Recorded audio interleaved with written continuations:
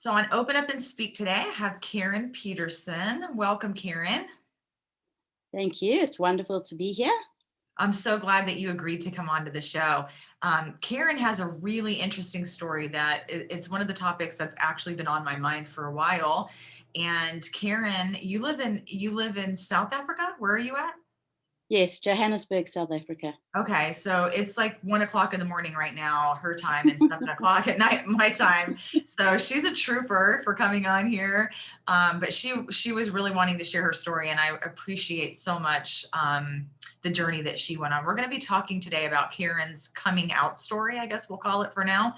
But Karen's going to talk to us about all the details that led up to that. And it's actually quite a fascinating story. So, Karen, I'm going to just turn the time over to you to start your story. I know you said originally you were married to a man, so we'll start from there. Okay, great.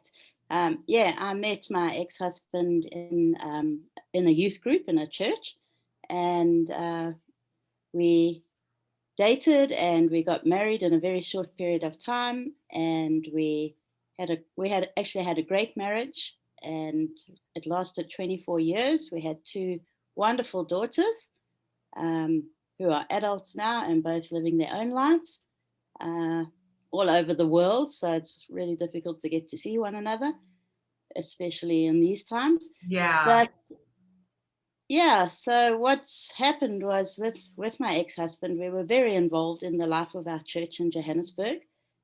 So much so that we got onto leadership, and eventually we were challenged to go and start another branch of the church. We used to call it church planting, in a small town on the coast of South Africa.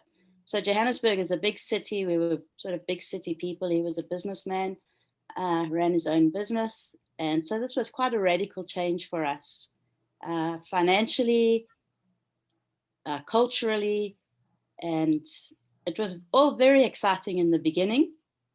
I love starting things. Okay. And, he had that entrepreneurial mindset as well. So the beginning was really fun. And we got this church going in this small town called Amanzimtoti. And things were really great. The church grew pretty quickly for a small town. And then I very quickly discovered what it's like to be the pastor's wife. Well, So I although can concur.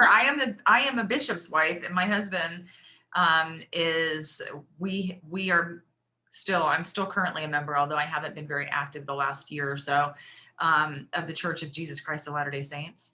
And okay, so my husband is a bishop in the building that we attend, and he doesn't get paid to do it. It's more of a volunteer type of calling. But it's a lot of responsibility. So I can definitely understand, where you're coming from. And I was heavily involved in the church for probably about 20 years of my life, I would say, or, close wow, to that. yeah. Maybe 18 to 20 years. So I definitely can relate on that aspect. But keep going. Tell me a little bit more about how things turned out. Yeah, so we were in the life of that church for about, what must have been about 8 or 9 years. And during that time, I just slowly felt the life being squeezed out of me. Very small town, everybody was watching us, and I don't fit into your typical pastor's wife. Oh, Uh, me either. We're kindred souls. yeah, so it became a bit of a struggle. And my husband at the time, he was really battling with that small town mentality, and he missed business. He really did. He missed the excitement of business, and so in retrospect, if I look back, I can see that he was actually in depression at Okay. the time.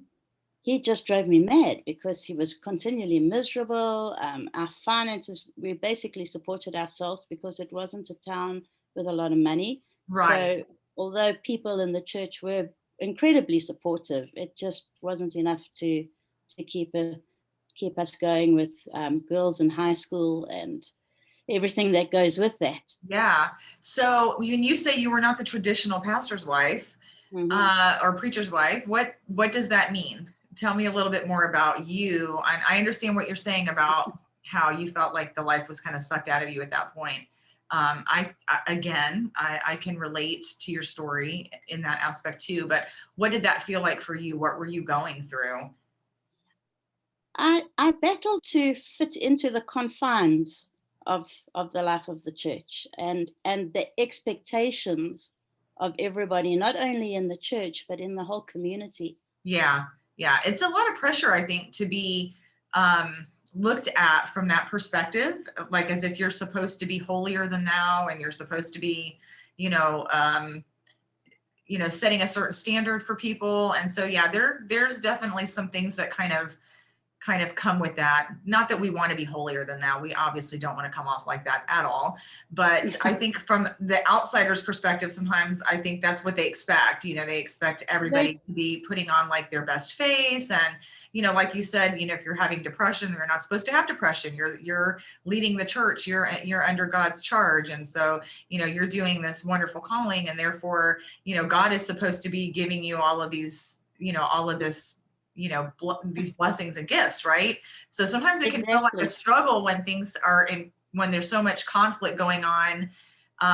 It's a lot of duality going on, I think, where you absolutely, yeah. right where it's like on one hand you're like, okay, yeah, I want to give grace, I want to be forgiving, I want to do all the things that I think are good things to do, and then on the other hand you're like, oh, but I have to set boundaries and I have to say no and I have to do these other things that kind of feel like they're in conflict with the other things. So it can be a challenge. Is that were those some of the things that you faced? Absolutely. I faced all of those things and more. I didn't I've always been a bit of an individual, so I dressed differently. I had different hairstyles. I had a tattoo or two or three.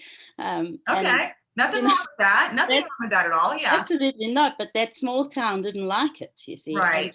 also it's South Africa. It was not too long after uh, true democracy in this country. So there was that small town was still had a lot of racist attitudes, Okay. and we came Yeah. from the city, which was much more of a melting pot, and we were, much more liberal. Yeah, And so yeah. coming into a conservative town was another difficulty to cope with. And I have always been an activist. I have always stood up for equality and justice. Same So here. all those things were just like Yeah. crashing against me. Yeah, I, Uh, I can understand because on one hand, again, scripturally speaking and biblically speaking, and just I think as a spiritual person in general, you want to be, fighting these battles, not fighting, but you know what I'm saying. You want to advocate for the underdog. And then on the other hand, you're kind of being told that certain people or certain groups are not going to be going to heaven, or they're not going to maybe have the same rewards here on earth, or whatever. There's just these different things, and you're like, okay, so these people can't be a part of the church but these people can, and it's just also confusing sometimes, that whole duality of religion. And it's not necessarily that it's right or wrong. From what I've kind of reached the point of in my life, it's just that it's how you see your truth. It's just how you see your own I, truth. I And think it can definitely be a challenge. So thank you for expanding on that.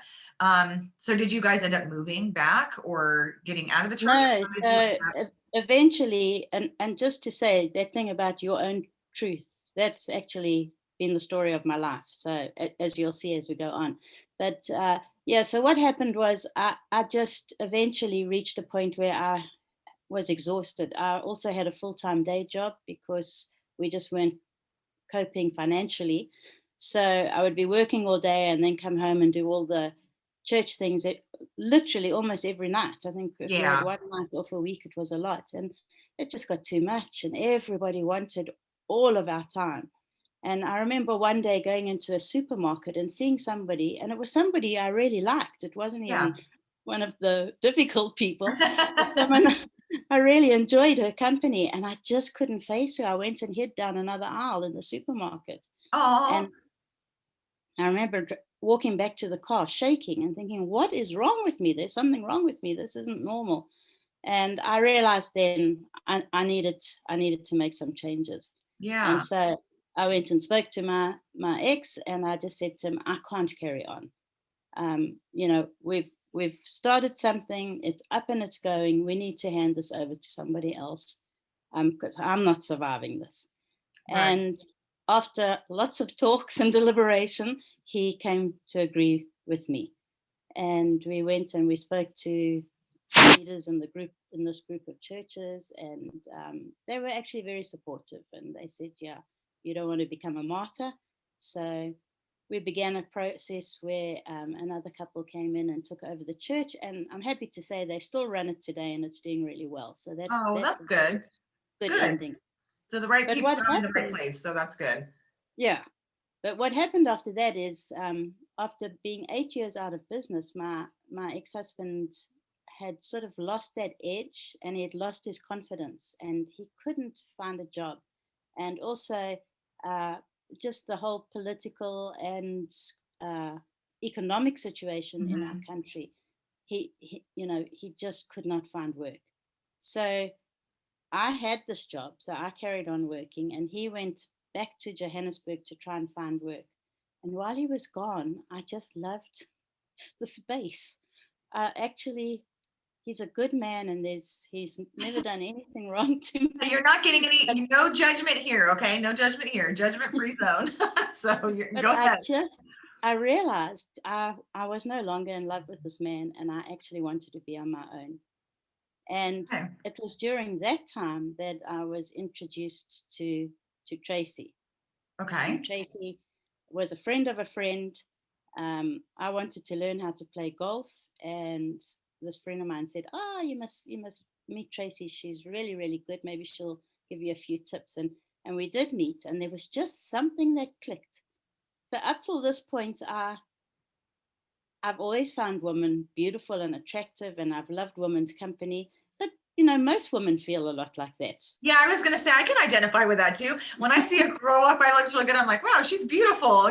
Yeah, Wish I had yeah, legs like that. Or I wish I had a nice butt like that. So I get it. I think we as women we do admire each other. In a lot yeah, of ways. So yeah, sure, I could definitely identify with that. Or when you see a woman that has certain characteristics and you're like, wow, I wish I had her confidence or her whatever. Definitely, I think as women we do tend to feed off of each other's energy for sure. So. yeah. So I had never had a sexual attraction to a woman, but there was just something about Tracy, and I mean, we just instantly hit it off, and we really got on well, and the golf lesson was such fun. And when it ended, I just didn't want it to end. And so we went and we had a cup of coffee at a local coffee shop, and we got chatting. And I found out that she had also been married to a man, but they'd got divorced many many years back. She had a son with him, and she had been single for many years, really focused on bringing up her son. And um, and then she met a woman, and she had a relationship, quite a serious relationship, with this woman, and it all came to an end. But something inside of me sort of broke open when I heard that she won't call herself gay. She just says that she falls in love with the person, whether it's a Yeah. male or a female. Yeah, and I think Um, you I think you listened to Mike's story, the love story that I yes. had on there in sickness and in health, and he kind of had a similar reaction when he ended up having feelings for a man out of nowhere. So I do think it's possible. I think a lot of things are possible. First of all, a lot of things that I didn't understand and that I didn't think were possible, I totally think are possible now. So I do think it's possible to fall in love with a person as a person, Yeah. regardless of of anything else outside of that. So I definitely can understand what you're saying there, and that makes perfect sense. Yeah. So, yeah, I'm probably a little bit different. I do think that I have come out as gay since then. Well, I don't think, I know I have. Yeah. Um, so for me, I probably would never be with a man again. Okay. Um, but yeah, I mean, Did everybody is so you unique and so different. did you find yourself at some point attracted to her physically then? I mean, I guess at some point you did, right? Yeah, I did. It was weird. It was the minute she told me that she had had a relationship with a woman, it was like something inside of me. I was like, I Yeah, like want the to, light bulb went off. Like, okay. yeah. And then I had this physical attraction to her, but I was terrified by it. Plus, I was still married. Right. Um, so I sort of fought it, but then we kept phoning each other and chatting to each other, and then we had another golf date and went back to her place. for something to drink, and I kissed her. Oh, okay. You were the So, forward one that time. yeah, and then um, yeah, I just suddenly felt like this is who I am. This is who I Yeah. am. And And did you feel like you were at that point, did you feel like you were in the right place with her? I did. I was terrified, and I didn't think it would ever last, Hmm. but it just felt so right. It just Yeah. I felt like I was home. So I've actually written a book called Coming Out, Coming Home, because that's exactly how it was for me. Yeah. Um, I'm, I appreciate the title that you have on your book, because I think that a lot of people say that when they fall in love with somebody, that it feels like they're at home. You know, it feels like it's like you feel that person in your bones. You know, you know that that person is a part of you in some way. And that's a great title, because I do think that when you love somebody, and it can be any kind of love. It doesn't necessarily have to be a romantic love, but I Yeah. think when we love somebody in a certain in a certain way, that we do feel like we're home. You know, we feel like we've kind of found that connection and that piece of us that wants to be somewhere. And I think it was more than it. That love and that total acceptance was amazing that she gave to me. But it was more than that. I could suddenly accept myself and love myself as well, and that is a Mhm. lot of where I found home as well. You know what? That is a beautiful point, and I'm so glad that you brought that up.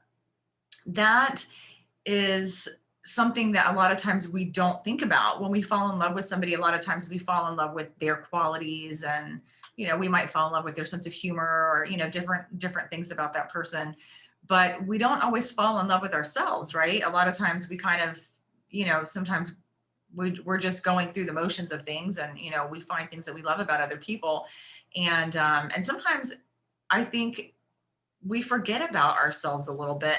But I love that you said that, because that might be a really good way, to some extent, to really gauge, you know, if you are in the right space, and if you are with the right person, and if you are um bonding on that level where you can say, you know what, not only do I love you, but I love who I am when I'm with you. Yeah, You know, I yeah, love the person that I want to be. You make me want to be a better person. You make me want to be, you know, I feel whole when I am in your presence. I feel whole when I'm talking to you, when I'm sharing with you. I can be vulnerable, and so that's really important. I appreciate that you're sharing that aspect of it too, because a lot of times when we hear that someone is gay, or you know, or even, you know, somebody's in a plural marriage or whatever, I don't really care what kind of relationships people have. Personally, I think whatever works for you, that's your choice. And as long as you're not hurting anybody, and you know, involving small children, you know, I yeah, don't care what you do, you know.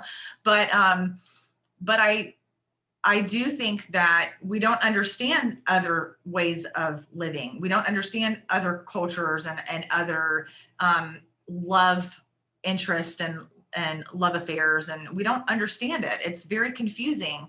And what I love about this conversation, and what I loved about the conversation with Mike as well, is that you're really just honing in on love. You're not talking about, it's not specifically, it's not necessarily about you being gay or straight, or you know, monogamous, or polygamous, or you know, whatever. It's just about you finding love in the space that you were in, with someone who I think saw you and heard you and made you feel that you were whole.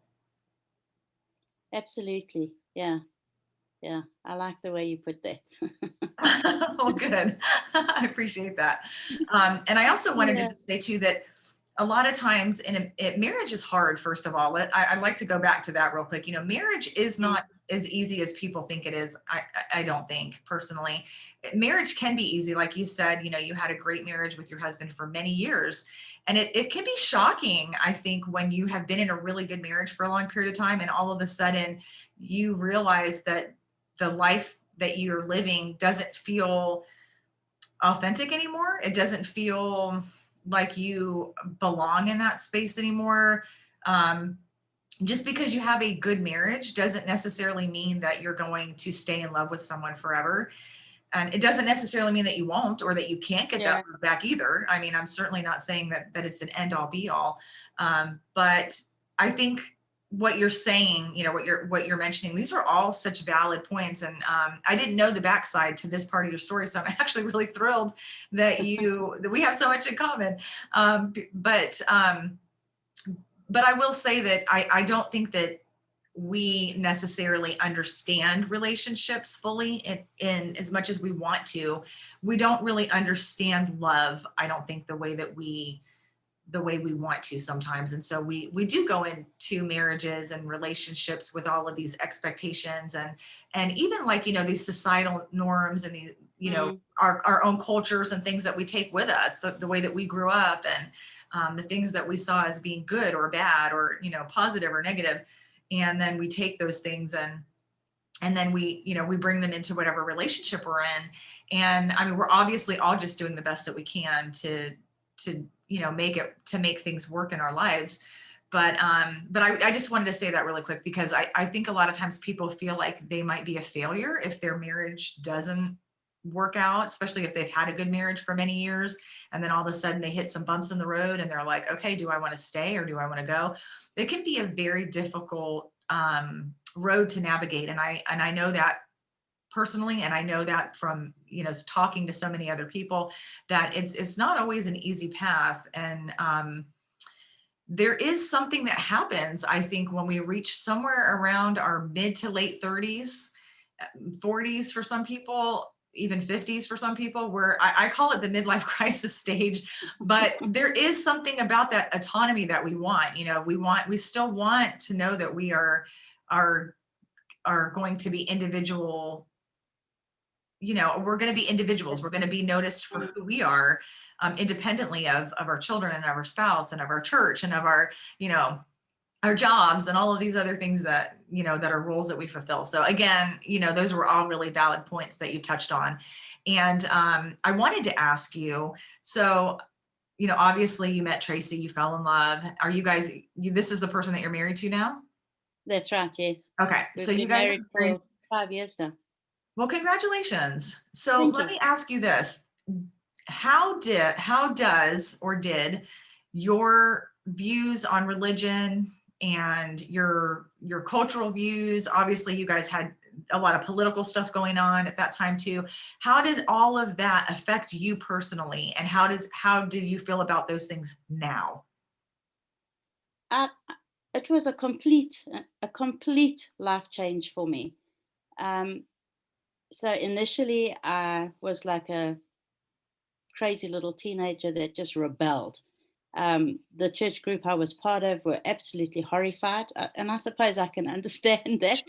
Sure. And yeah, I literally lost every single friend I had. Oh, Some of them tried to stick around a bit, but it just, yeah, I lost them all. I did gain a whole lot of new friends, both straight and gay, who have been absolutely marvelous and have really enriched my life. I do miss some of the friendships I had before. I do yeah. miss some of the worship I had before. Yeah. But initially, I completely rebelled. I didn't want to know about God. I didn't want to know about church. I just was like, I closed that door in my life. And I won't say I was an atheist, but I lived this existence just pushing God right out of Kind my of life. agnostic, yeah. Like there's might be something out there, but I'm not going to talk to Yeah. it right now. Yeah, I'm not But talking to you. I'm taking my ball and I'm going home. God, I'm not talking to you.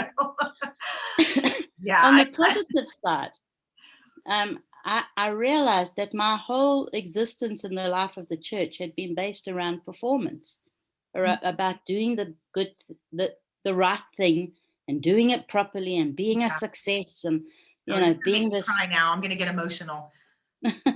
But keep going. It's good. It's That's all good. right. You cry. Um, yeah, and that performance that's what it was that exhausted me. And suddenly not having to perform like that and just be totally accepted for exactly who I was was absolute freedom for me. And I mean, in the Bible it says the truth will set you free. And I always used to struggle with that because I never used to feel free. I used to feel driven all the time. Yeah. And now for the first time, I found contentment in my life. And, nobody really talks about contentment. It's so underrated, but for me, it's brought such a centeredness to me. It has become my truth. And so you asked me my views now. So from giving my entire existence and life and if I look back, I thought I was giving it to God, but I think I was giving it to church. The sense of belonging that I felt in the church was what carried me. Yeah. I had stuff that happened in my childhood, and the church really did help to bring me healing. Yes. Um, Thank you and for saying that. I just want to say real quick, because I'm definitely not against any religion whatsoever. I'm all for all religions and all belief systems. And I think that it's having a belief system can be a very positive thing, and it can be very healing. And I would second what you said, that there's a lot of value to being a spiritual person, to being a participant in a church, to the amount of service that is available, the community work, and there's some beautiful things that come from serving in church. And I, like you, I have no regrets whatsoever about my time, in church. But like you, I kind of, it's kind of funny that we're kind of running parallel here, but I can identify with what you're saying, because there is an internal struggle that goes on with trying to figure out how to balance that, and how to know what is your truth, and what is your truth, and what is the truth, and what is their truth. And it's very confusing, and you probably get what I'm saying, because you've been there. completely. Yeah. But it's hard to talk about to people about that stuff. And I'll be honest with you, I've never been like really appropriate. I've got like kind of a, I've got kind of, I think I have a good sense of humor, but I not necessarily always an appropriate sense of humor. And so sometimes even that, like, I think I kind of stick out sometimes in certain situations. And I've learned that, I'm not going to be everybody's cup of tea, for sure. I'm not going to be everybody's favorite person. And that's okay. I think I accepted that a long time ago. It is hard sometimes to feel like you're too much. I think I've walked around a lot in my life feeling like I'm just too much, too talkative, too loud, too open, too flirty, too, I don't know, just, too passionate, too intense sometimes with my personality, too stubborn. I can be very, just, I'm too controlling. There's just so many things I can say about myself that are just too much. And so when you're in the church or in a religious group in general, sometimes it feels almost like your flaws are being like magnified. And it's not necessarily that other people are bringing it to your attention. Sometimes it is, but in a lot of cases it's not. It's just that you're trying to fit your whoever you are into this box that has a lot of good stuff in it. And there's a lot of good stuff in this box, and you really want to get into the box and enjoy a lot of those things. But at the same time, sometimes it doesn't feel like you always fit in the box. And so it can be a challenge, I think, to be a part of a religious group or any type of spiritual group, or any group, really. It doesn't even have to be religious. It could be any group. You could join a club and feel this exact same way, and in the community somewhere. So it's not necessarily just religious, but when there are expectations and standards out there that we're going to be, asked to live up to, it can definitely feel like a lot. It can weigh very heavy on the soul, and on the mind. Yeah. So I definitely understand what you were saying from there. Have you made peace with that aspect? Like, would you walk into a church today, or would you feel, how would that make you feel? So I have been once or twice. I don't really enjoy the institution of church. I've got to be honest. I love the spirituality, and I think my perception of God has completely broadened. Whereas before, I only believed there was one way. I'm now far more accepting of other philosophies and belief systems as well. Yeah. I truly do believe that all religions are trying to find a truth or the truth. Yeah. Um, and certainly the sincere people in them anyway, the genuine people. Um, so I find like now my worship isn't sitting in a church or standing in a church singing. Now it's being in nature and being mindful of the almost everyday things that we have to go through, and just like look at the moment and say, what is the good thing I can find in this moment? Yeah, that's Whether it's a beautiful. wonderful moment or a bad moment, there's still Right. got to be something good in this. um, Yeah, you're and so, right. yeah, my spirituality's gone more into that. I think like there's a little bit of Buddhist philosophy, but it's not embracing one religion. It's just No. being far more open. Yeah. um, No, I like I that. And I think definitely know that there's something bigger than me out there. absolutely. And I say that all the time too. And I still love to pray and give gratitude and thanks Yeah. for the things in my life, because I feel like that's really important. And I think that just trickles over into other areas of your life if you make that kind of a habit in your life. But I love everything that you're saying. And I think my perspective of God has broadened and changed too a lot over the last few years of my life. um, I see God very differently now than I probably did before. And I wanted to go back on something that you said when you were saying how kind of like you always thought everything was like very black or white, everything was kind of wrong or right, it was either truth or it wasn't. Yeah. And while while some of that could be true, I mean, there is also a lot of gray area in life. And so it makes it really challenging for us sometimes to navigate through all of the teachings and things that we're taught. And I was talking to a friend recently about this, who's kind of in a similar situation. And she was saying how, we were talking about, and she was, saying about her, growing up in church and her, what she believed and stuff. And I said, and I don't know what religion she was, but I said, it's so funny how when you're younger, I think we're very idealistic. We are very Mm. black or white. We want definite answers, right? We don't want somebody to tell us maybe. We don't want somebody, we don't want that. We want a yes or no. We want a black or white. We want, I'll be honest with you, I've always been a very black or white person. I've always been a very yes or no person, but there's so much gray area in there. And I really feel like what you just said, that when we take a moment to really just look at everything that happens in our lives and every opportunity, it's not really good or bad. It feels good or bad sometimes, just Mm. when we're dealing with things in our mind and stuff, it can feel really, we can feel really tormented for sure. But it's not bad necessarily. It's just different. It's just a different perspective. And there's always something good that comes out of learning for me. I love to learn. I love to read. I don't necessarily love school, but I love to learn. I love to just really like dig in and learn from other people. I feel like I learn more about myself by talking to other people also. Yeah. And I really like that aspect as well. But as I've gotten older, I realize how idealistic I was as, in my 20s and maybe even going into my 30s. And then, of course, I've always been a little jaded. So, I was always the person like that, my husband would say something or whatever religiously, and I would kind of be like mumbling under my breath, like, oh, yeah, well, what about, and he would be like, giving me the, the stink eye or whatever, like rolling his eyes, okay, whatever. So, I mean, I've always been a little bit cynical for sure.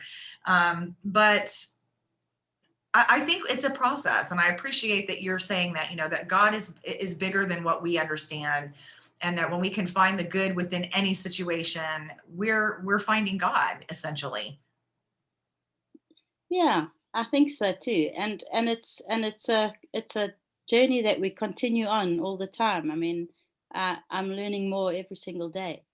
Um, so I went through this huge life change, but it's really opened up my life. And like we were saying earlier, there's not one part of my life that I regret. Maybe the only regret I have is that I had that affair. That I started this relationship with Tracy in an affair. Yeah. It only lasted 1 month because I was a very bad liar. Um, And yeah, so my regret was that I brought a lot of hurt to my ex-husband and to my Yeah. daughters initially. Yeah. Today everything's much better. My husband's remarried. He's had another daughter, Oh, and my girls absolutely love Tracy today. They call her Mama T. yeah. I was going So, to ask you that. I'm glad you said that, because I was going to ask you how your daughters handled the situation with your wife. so they didn't handle it at all well initially. They felt completely betrayed. They felt that, what was their childhood a fake? Had I always been Yeah. gay? So they struggled with a lot of issues, but you know, they wrote the foreword in my book, and it's absolutely beautiful. I think they write better than I do, to be honest. Oh, They both wrote their own little piece, and we put it together. And so for me, that just showed the acceptance of, both myself and my relationship with Tracy, which yeah. is wonderful. That's Uh, beautiful. And I love that you use the word acceptance, because I think for me, that's another thing that I'm kind of learning to like navigate through, is acceptance. And that's just accepting people where they're at. I had a calling in my church at one point where I was kind of like in charge of the women's group, and I was really good at it. I don't say I'm really good at a lot of things, because I don't feel like I'm good at a lot of things. I think I'm pretty average at most things, but I was really good at it. I was in charge of helping people with, like if they had financial issues or service projects. It was all kinds of stuff. And I'm a doer. So I was, I liked to get my hands dirty and get in there and do that. And when I got into that calling, I realized how many people were coming from so many different walks of life. I mean, you had people that were like in your situation that were going through divorces. I had, people who were, who were elderly, who were suffering with mental illness. I had so many different people from different avenues kind of in my circle. And the message I got immediately when I got called into that calling was just that it was just like, I just knew it. It just came to me immediately that you have to love people right where they are. Love them right where they are. And that's it. Accept them right where they are. And they yeah, will grow in their own time from there, but you cannot do anything else other than love them right where they are. And so that's been a work in progress for me my whole life, I think, is just not forcing my will on other people, and, just being able to love people right where they are, and sometimes I'm so amazing at it, and I'm like, you've rocked that, Andrea, you're so good. And then other times I'm like, Andrea, you failed. So, I'm a work in progress, but I definitely feel like that is the message in life. Really, we have to just accept people for where they are, and once we love them and accept them where they're at, when they know they're loved well, they want to grow. And if they don't want to grow, that's not on us personally. It's not our absolutely, it's yeah, not our yeah. fault at that point. But so a lot of what you said has been very relevant, and I think that you've basically, given us an amazing story on what love can look like, and what growth can look like, and what God can look like to anybody individually. So thank you for all of those tidbits and all the wisdom that you brought into the conversation. Thank you. Just talking about what you're saying with acceptance is, just by telling stories like this, people learn to accept other people, or the otherness of people. Yes. So when I wrote the book, some of the people from my church life went and bought the book. Oh, And some good. of them, yeah, so I haven't heard from the vast majority, but a couple of them, more than a couple, a few of them got hold of me, and they just said, man, that they really never ever knew the whole story. And just reading the book and hearing my version of the story, and it is my perception. If my Sure. ex-husband wrote, he'd have a completely different book. If my mother wrote, she'd have a Right. completely different book. Yes. So it's my version, and I'm proudly saying it's my version. Yeah. Everybody else has got their side. But just in them seeing my version of the story, they suddenly had an understanding, and they reached out to me. Some even apologized for the way they treated me when it all broke out. I'm glad to hear Um, that. yeah, so telling these stories, I mean, what you're doing with these podcasts and just letting people tell their stories brings so much more acceptance. It helps us to reach out and to understand each other more. Yeah, So thank that's you really for my you. goal. Yeah, that's really my goal. I felt very called to do this. And I thought it was really weird when it kept coming to me, like waking me up at night, and I'd have to get up and write stuff in my journal because like, oh, I have an idea. I want to talk about this. I want to talk about that. And this was actually one of the conversations that I wanted to have. And it's been sitting in my journal for years, probably about 2 or 3 years now. But now it's come to Yeah. fruition and I can check it off my list if I want to. But yeah, that was really the purpose of the podcast, was that I think personally that the world needs more understanding of one another. We don't have to necessarily understand everything about each other, and we don't have to like everyone's decisions, and we don't even have to agree with everyone's decisions. That's totally okay. Yeah. But if I can hear your story and I can find something in you that speaks to me, and you can find something in me that speaks to you, then we're now interconnected. And everywhere we go, we get to take a little piece of each other out Yeah, in that's the lovely. world. And so for me, that's the beauty in it, is that every time I get to talk to somebody and they share a story with me, I feel like they've given me a jewel, like they've given me something really beautiful and really special. And I get to take it with me internally, and I get to go out into the world and I can apply it however I want to. And that piece of that person is with me because they felt safe sharing their story with me. And so that was really the whole purpose of the podcast. So thank you. I'm glad that you saw what I'm trying to do here. Is there any other last things that you want to say before we close out? Um, I think my sort of final thing is, I have found that place of home, of centeredness, of loving me, and um, like we were talking earlier, women, and I speak generally because I'm sure there are men as well, but women generally do tend to just give and give and give until they're exhausted. Yes. Um, we're Yeah. nurturers, and that's wonderful, but we do have another side to us as well, and really just to learn to love yourself, to find home for you. Yeah. um, it's honestly, like I said earlier, contentment is underrated. It's a Absolutely. wonderful, wonderful place, and it keeps you calm, it makes you open to other people, and it's just a wonderful place, and I wish it to everybody who's listening to this. Well, thank you. I wish that for everyone too. I don't think that life is a smooth ride for sure, Um, but I definitely do believe that we can do our best to share our experiences and help people grow. And that's exactly what we're doing. So I appreciate you giving me your time tonight.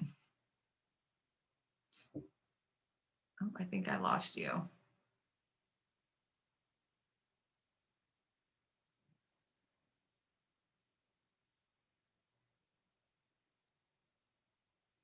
All right. Well, it looks like we've gotten disconnected. So we'll go ahead and end the podcast on that note. And I will just email Karen and let her know that we got disconnected.